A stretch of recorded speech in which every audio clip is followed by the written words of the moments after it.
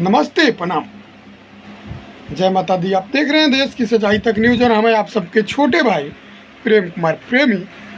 जबकि हम भोजपुरी से और हिंदी से रिलेटेड हर एक अपडेट आप सबको देश की सच्चाई तक न्यूज़ पे लाते रहते हैं।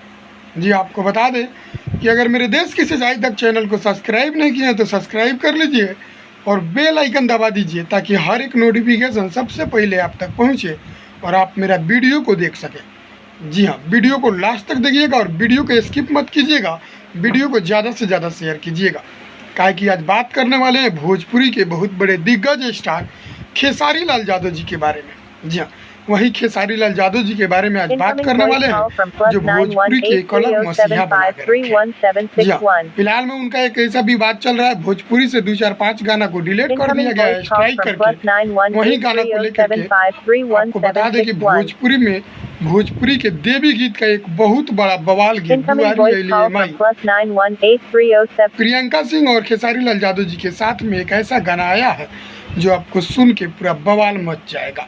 हर एक पंडाल पे ये गाना बज रहा है। सारेगामा हम भोजपुरी से गाना को रिलीज किया गया है और वही गाना को कृष्णा बेदर्दी जी लिखे हैं और सारेगामा हम भोजपुरी के यूट्यूब चैनल से उस गाना को रिलीज किया गया है।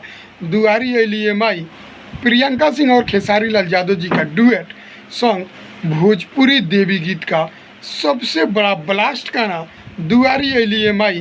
बहुत खुशी सिंह इस वीडियो में काम की है, बहुत ज़बरदस्त वीडियो है और गाना भी बहुत ज़बरदस्त है।